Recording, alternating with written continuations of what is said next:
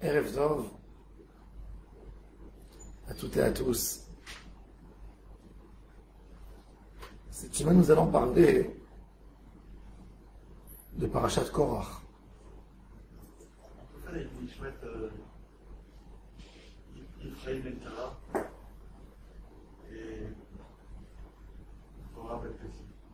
Amen. Nous allons parler du sujet de Korach. Korach, une des personnalités les plus importantes du Ham Israël. Si Korach a réussi à monter l'intégralité du peuple contre Moshe Rabbeinu, c'est-à-dire qu'il était un homme important, c'est-à-dire qu'il ne manquait pas du charisme, qu'il était un homme très très influent. Imaginez-vous que Korach n'aurait pas fait l'histoire qu'il a fait à Moshe. Certainement qu'il aurait été choisi comme son successeur, puisque c'était l'homme le plus puissant du Ham Israël après Moshe. Puissant parce qu'il était riche, puissant parce qu'il était sage, puissant parce qu'il était tzaddik aussi. C'était un des porteurs de l'arche. Le Kohen Gadol faisait tellement attention quand il rentrait au temple. Dans l'endroit où il y avait l'arche, au premier temple, dans le second temple, il n'y avait plus d'arche. Mais ça s'appelle toujours Kodesh HaKodashim. Le Kohen ne restait pas longtemps pour ne pas faire peur au public. On lui attachait des chaînes sur les pieds parce que il risque de ne pas être concentré dans sa prière et mourir sur place. Il peut le tirer. Ça, c'est dans le second temple où il n'y a pas d'arche. Alors imaginez-vous le premier, et imaginez-vous celui qui porte l'arche dans les voyages, dans le désert. Korach, un des porteurs de l'arche. Il a fait une machloket terrible contre Moshe Rabbeinu et Aaron HaKohen. Les conséquences de cette machloket étaient tellement lourdes que même des bébés qui têtent de leur mère sont morts. Comme que la Gemara nous dit, regarde à quel point la machloket, la dispute, elle fait du mal. Un homme est puni sur des avérotes entre lui et Hachem, pas moins de 20 ans. Karet, pas moins de 20 ans. Les autres pénalités, 13 ans et plus, c'est majeur. Et là, il y a eu même des bébés qui sont partis, qui ont été avalés dans la terre.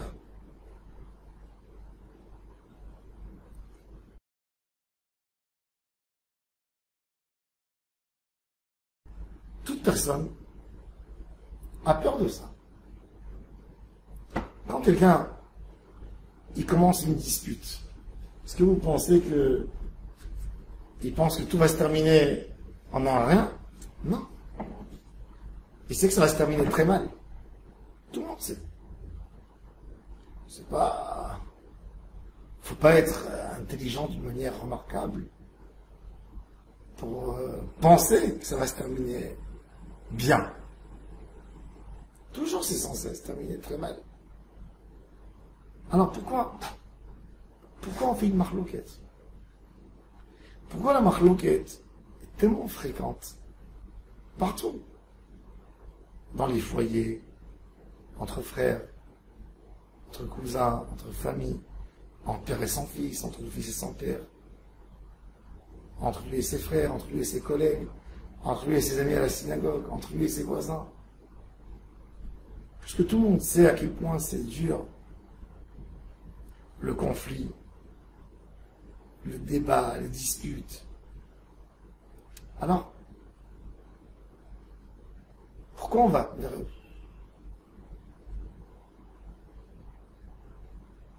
J'ai connu un homme, un grand homme, qui disait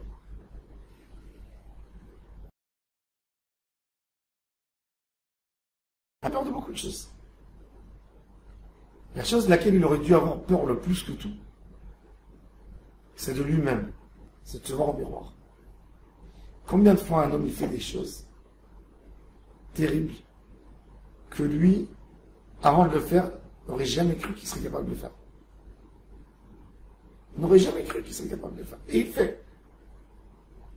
Et ça fait peur. On est comme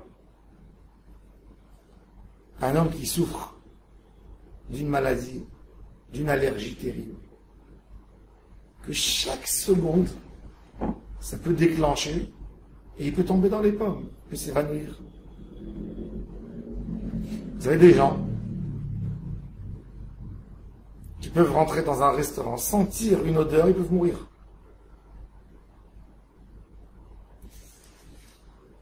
Alors, comment ça se fait que ces gens sortent quand même? Parce qu'ils ont dans la poche toujours une piqûre. Que dès qu'ils arrivent dans ces endroits, s'il y a une allergie ou quoi que ce soit, hop, ils se font pied. Et ils s'en sauvent. C'est-à-dire que l'homme n'a pas peur du moment où il sait qu'il a de quoi être sauvé.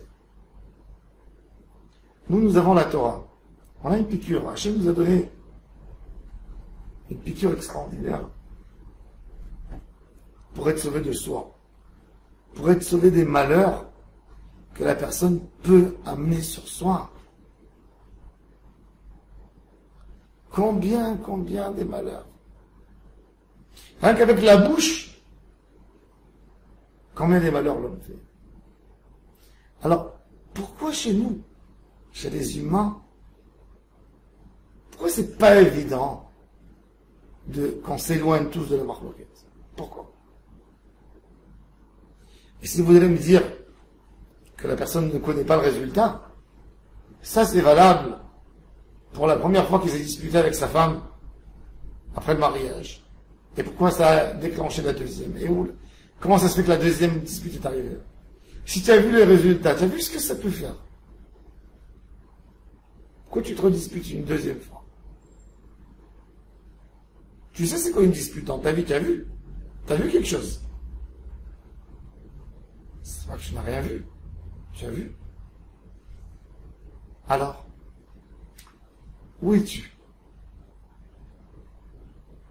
Alors, qu'est-ce qui fait de nous, qu'est-ce qui nous donne cette envie de faire marloquet comme nous?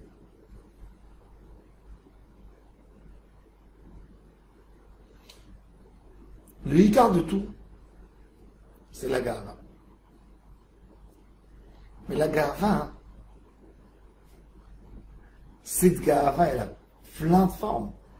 Elle peut venir chez quelqu'un, vous pouvez voir quelqu'un avec habillé en chiffon, et il peut se disputer.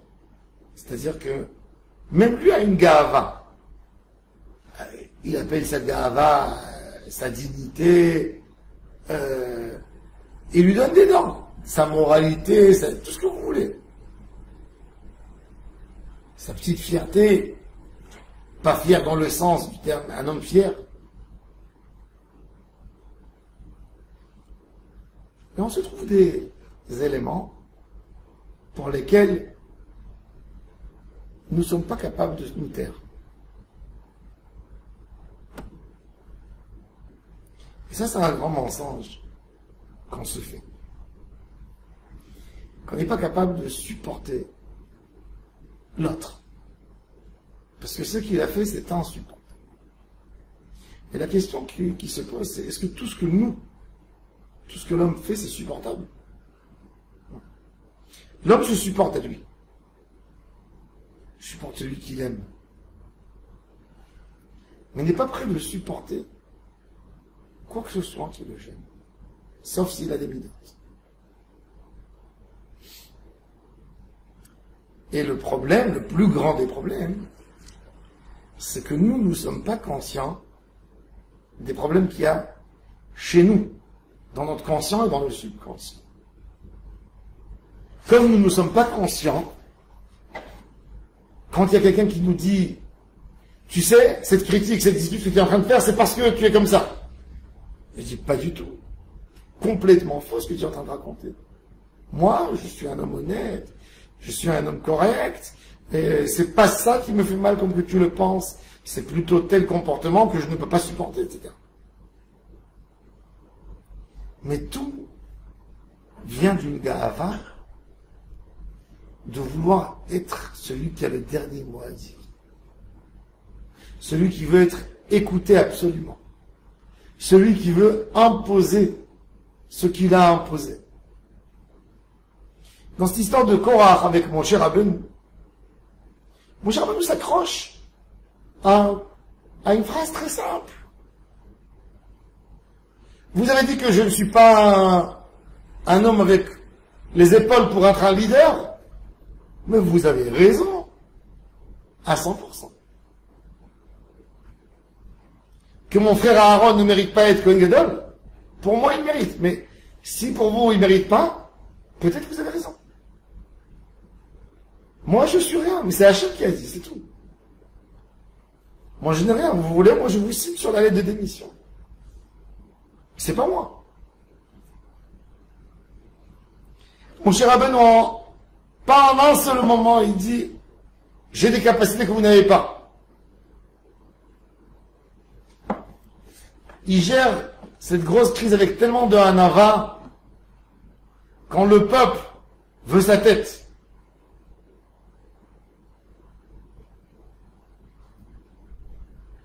Mais Korach, il s'éloigne de l'âme. La Gemara a dit, comment Korach a eu cette idée, entre guillemets, stupide, d'aller faire la guerre contre Moshe Rabbeinu. C'est pas un idiot, Korach. Il est tout sauf idiot. Comment il a décidé d'aller faire la guerre, de déclencher une guerre? Et si Moshe a raison? Parce qu'en fait, même si Korach n'aime pas trop Moshe, tout le monde est d'accord que c'est Moshe Rabbeinu qui a amené les 10 plaies? Hein? Oui. Tout le monde est bien d'accord que c'est Moshe qui a ouvert la mer? Tout le monde est bien d'accord que Moshe a fait descendre l'étape de la loi? Alors, comment tu oses à avoir affaire avec cet homme?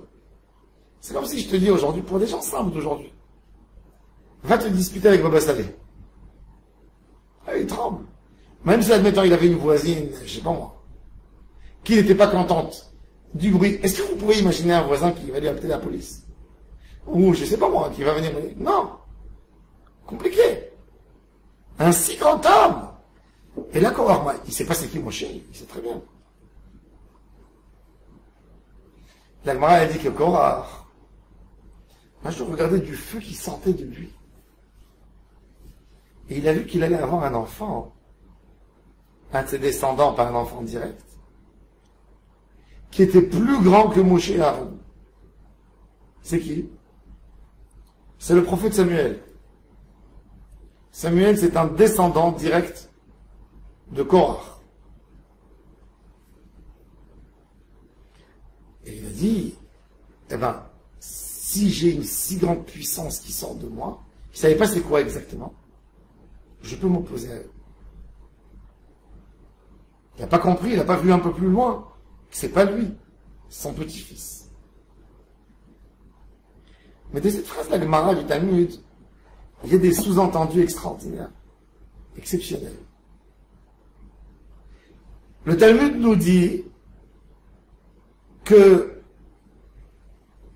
quand quelqu'un il a quelque chose qu'il voit, il se dit je vaux. Quand quelqu'un se donne une couronne, d'accord, se donne des compliments et se dit je suis le meilleur, je suis le plus bon, il va à l'extrême des extrêmes et une gava, elle lui enlève toutes les dimensions de proportion. Et il est sûr que c'est lui qui va gagner.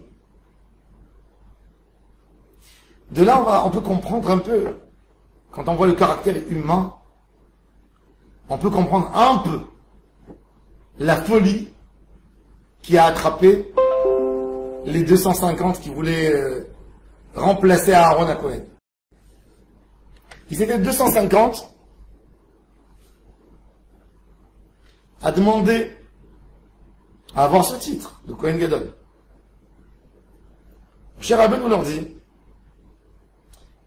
vous allez amener demain tous faire le travail simple de la Kétoret, d'allumer les encens. Maintenant, vous connaissez la règle qu'un Kohen, c'est à lui de faire. Et si c'est pas un Kohen, il est Chayav Mita. Donc vous allez faire. Celui qui est le vrai Kohen va vivre, tous les restes vont mourir. Eux sont 250.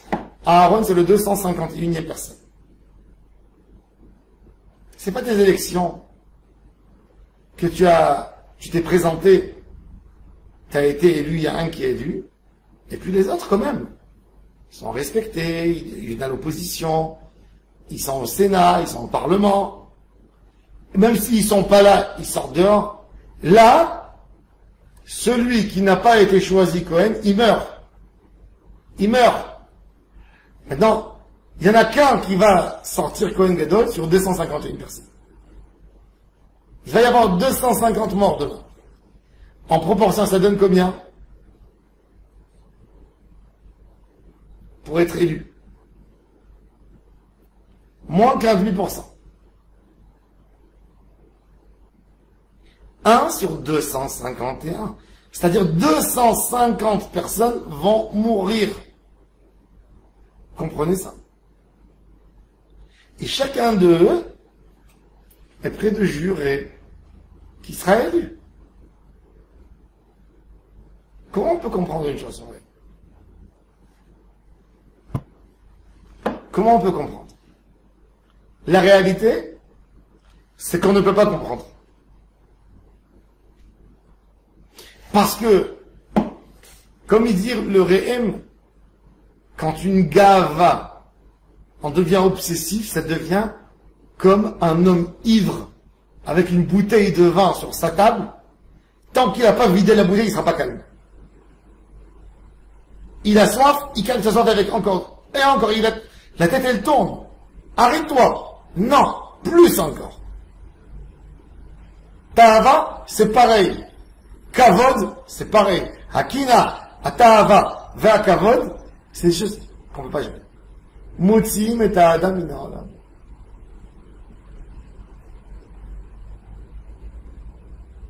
Un jour, je suis passé à côté d'une... il y avait ici, en face. Là.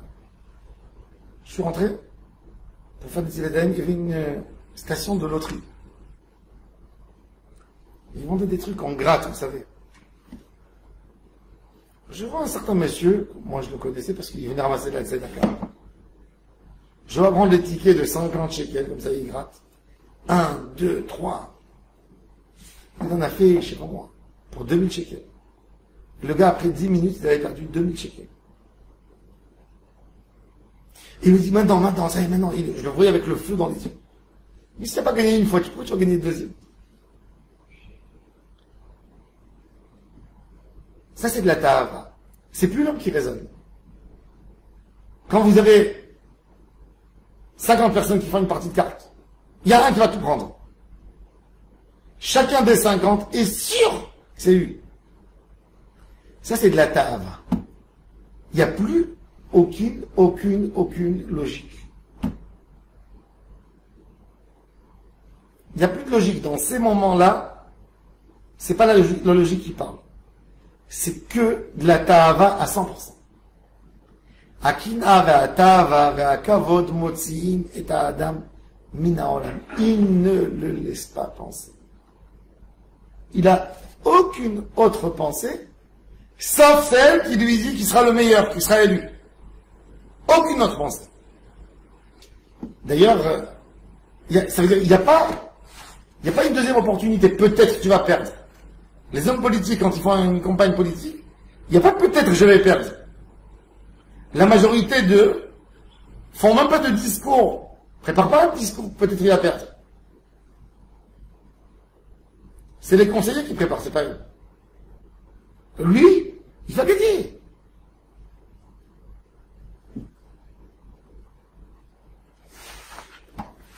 Le jour des élections, il y a moins d'un an, je passais dans la rue et j'ai vu un homme qui se présentait au Parlement israélien. Il était dans la rue en train d'essayer de convaincre des gens. Et je le regarde, je lui dis, à ton avis, combien de personnes vont voter pour toi? Il dit, d'après les grandes idées que je représente, minimum 200 000 personnes. Minimum.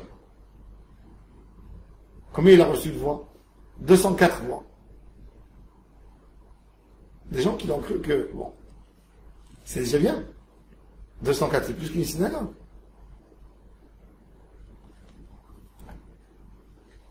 Combien d'argent il a mis? Combien d'énergie? הקנאה והתאווה והכבוד מוציאים את האדם מן העולם. מן העולם, il sort, il n'est plus là. Et c'est pour ça qu'on demande à Hachem Yitbarach de nous éloigner de la machloket. Parce que quand on est dans la machloket, on ne peut jamais programmer comment ça va se terminer. Parce qu'on sait qu'on rentre dans un endroit où on n'est plus nous. Quand on n'est plus nous, il n'y a aucune logique qui joue. Et c'est pour ça qu'il faut tellement s'éloigner de la machloket, parce que c'est immaîtrisable. Elle rentre dans le cadre des choses qui sont immaîtrisables. Mon cher Rabbeinu, dans la Torah, il a dit à la tribu de Korah, au Korah et à tous ses amis, attendez demain matin, banquier, demain, Viyoda Adonai et Asher Lo, Hashem va vous montrer. Rachid dit, il amène ici le Midrash, que mon cher Rabbeinu a eu peur pour eux, qui vont mourir. Il a voulu les faire descendre de l'arbre. Donc il leur a dit, demain matin, et patience, jusqu'à demain matin, on continue le débat. Et bien, Korah n'était pas parti dormir la nuit. Et c'était ça son malheur. S'il serait parti dormir la nuit, il aurait fait tchouva demain matin. Comme ça, il dit le Hari Kadosh. Il est resté exprès réveillé toute la nuit pour ne pas faire tchouva. L'homme, il a en lui ce côté tellement méchant, tellement destructif. C'est rare quand l'homme se dit et se répète 100 fois qu'il a ça en lui, et qu'il a besoin de vérifier. Parce qu'il ne sait pas comment il va continuer. Comment il va terminer, il ne saura jamais. Donc il faut étudier du moussard tout le temps.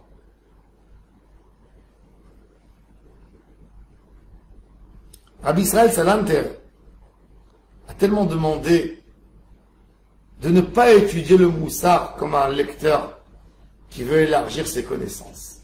Il dit, tiens, il y a une super belle idée mentionnée dans tel livre. Il y a un super Dvar Torah ici. Non, c'est pas comme ça qu'on étudie. Le moussard, tu dois reprendre un texte, répéter 100, 150, 200 fois, qui rentre dans ta neshama, expliquer à ta neshama, oh, ça, c'est, il faut s'éloigner. Et là, quand tu aurais expliqué, là, il commencera à faire un effet sur ta neshama. Commencera. On a tellement besoin d'étudier du moussard. Tellement besoin, parce que même un grand homme comme Korach peut tomber. Si un grand homme comme Korach peut tomber, nous aussi on peut tomber.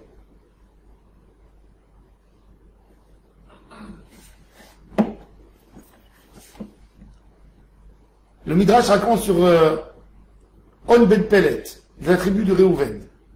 C'était un des opposants de Moshe, il s'est allié à Korach. Et il est rentré à la maison, il a dit à sa femme, tiens, on va faire descendre Moshe du pouvoir, ben, il y a maintenant une super manif, ça y est, c'est en train de prendre. Sa femme, elle l'a regardé, lui a dit, mon mari, que Korach prenne la place de Moshe ou que Moshe reste, toi, tu resteras toujours dans la même position. Tu resteras dans ton job, haut fonctionnaire d'État, mais tu ne seras jamais Premier ministre. Alors pourquoi tu te mêles? Pourquoi tu te mêles? Il a dit, je me suis déjà engagé. Il a dit, non, ça c'est rien, moi je te laisserai pas partir. Et la Gemara a dit, qu'est-ce qu'elle a fait? Elle a découvert sa tête, et Korach n'est pas rentré, et elle a sauvé son mari. Mais elle a sauvé en lui donnant une réflexion. Du moment où il n'est pas pu sortir, automatiquement il a compris le message. La majorité des machloqués, des débats, des différents avis et des diversités ce qui nous partage, sont des choses que si on n'en parle pas, on comprend que c'est vivable. Mais si on s'occupe, et on s'occupe, et on s'occupe, et on s'occupe, c'est là où on tombe.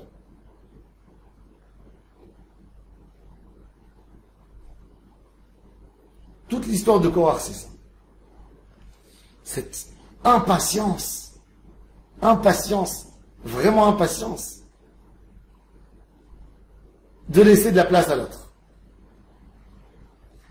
Impatience de penser sur ce que je veux faire, d'avoir un objectif.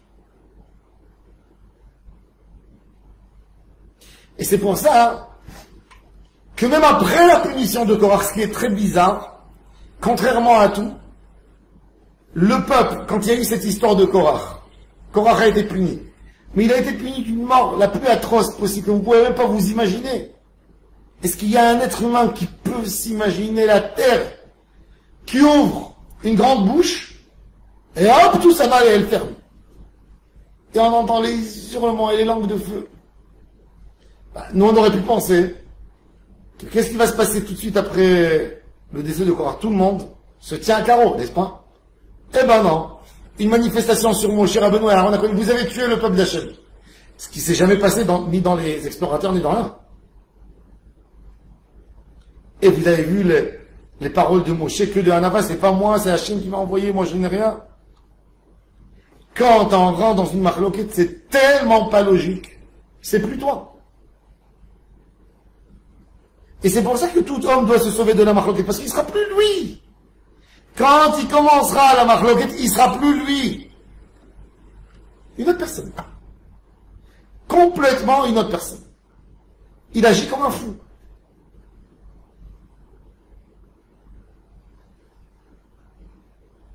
Je l'ai dit souvent, je disais à mes élèves quand je les voyais se disputer, je leur disais, imaginez-vous qu'il y a quelqu'un qui vous filme maintenant avec une vidéo, il vous le montre. J'avais un ami qui m'a raconté qu'un jour, quand il était à la yeshiva, il s'est disputé avec un ami. Et l'ami a couru derrière lui pour le frapper. Donc il est rentré à la synagogue et il tournait autour de la théba. Et l'autre, il bousculait les livres et les choses sur lui. À un moment, le roi est rentré au Beth Midrash. Il a entendu le bruit. Il m'a dit, on a gelé comme des colonnes. Et le rave, il a dit, mais si c'était tellement justifié de le frapper, cours derrière lui le frapper. Frappe-le même là. Pourquoi tu t'es arrêté? C'est tellement justifié ce que tu es en train de faire. Bah, continue. Tu voulais aller le frapper. Si tu trouves que c'est justifié, frappe-le devant Dieu. Pourquoi pas? Pourquoi tu as honte de moi? C'est justifié.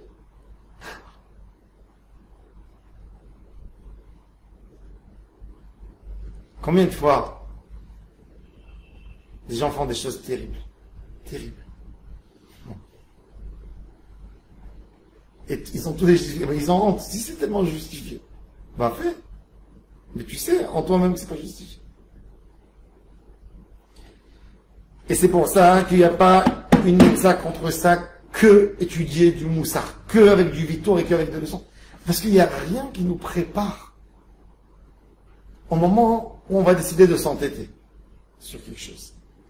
Il n'y a rien qui nous prépare au moment où on sera vexé, où on voudra se venger, où on voudra rendre, où on voudra obtenir un kavod.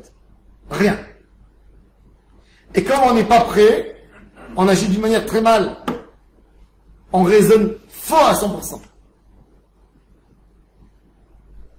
Et c'est pour ça qu'on a besoin de tellement s'éloigner de la machaloket.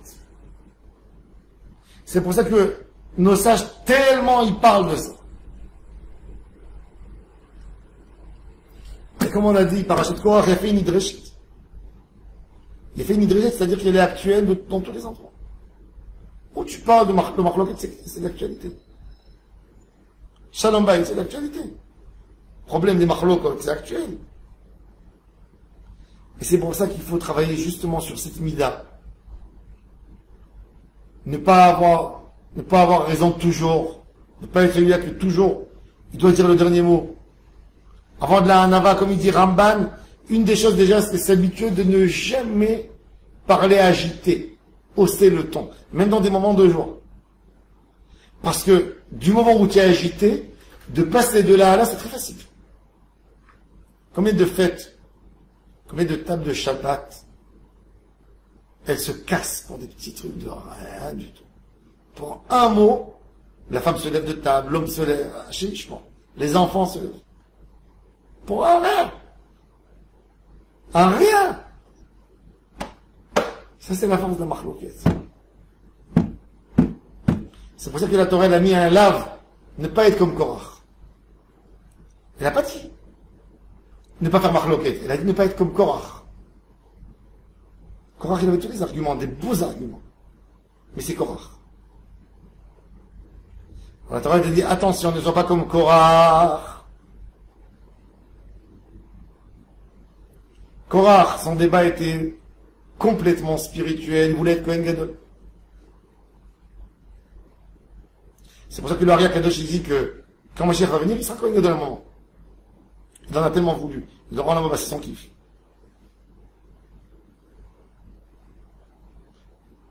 Nous, quand on fait des disputes stupides sur rien, pas pour être Kohen Gadol,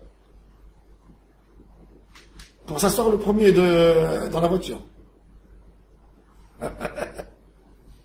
Pour dire un mot qu'on soit considéré. Combien il faut avoir peur de ne pas tomber? Et il n'y a rien à faire. Il n'y a pas un soin après. Il n'y a qu'un soin avant.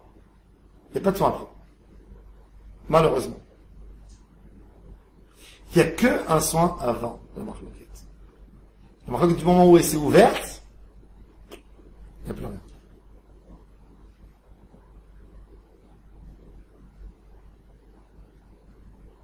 Combien de témoignages on a vu, combien des choses. Un jour, j'étais avec le Rav Amar, on était au tribunal, et on a vu des gens qui ont divorcé avec 8 enfants. 8 enfants, vous savez que ça veut dire 8 enfants. Des jeunes en bas âge.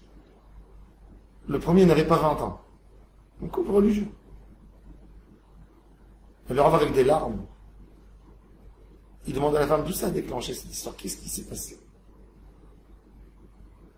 Elle lui dit, ça s'est passé sur un verre d'eau qui m'a demandé à 11h du soir, j'étais rentré dans mon lit. Et il dit, je suis fatigué, prends-toi ton verre tout seul. J'ai assez travaillé. Il lui a dit, qu'est-ce que tu as fait dans la journée? Qu'est-ce que j'ai fait? J'ai fait des sandwichs, j'étais toute la journée sur mes pieds. Non, moi aussi j'étais. Tu te lèves et tu m'amènes. Elle m'a dit non. De là, ça a tourné. C'est arrivé à un divorce. De quoi? D'un verre d'eau. Un verre d'eau. Ça fait peur. Ça fait peur, comme que j'ai dit au début du shiur, où l'homme peut arriver. Cet homme, quand à 10h du soir, c'était pas à 11h, 1 heure avant, il savait pas qu'il est capable d'obtenir un divorce. C'est dangereux. L'homme a tellement de force de mal en lui, en puissance. C'est un virus qui se réveille, tout d'un coup. Une envie folle. Des dangers, tous les moments.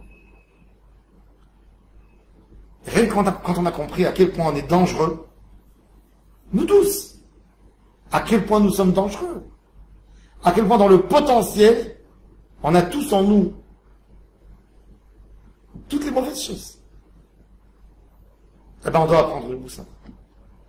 On doit se préparer. Le moussard, c'est le médicament qu'on a dans la poche, la piqûre. Pour nous aider, pour nous sauver. Hachem Yebezrenu. Pouvoir étudier, de pouvoir se préparer pour ne pas foutre.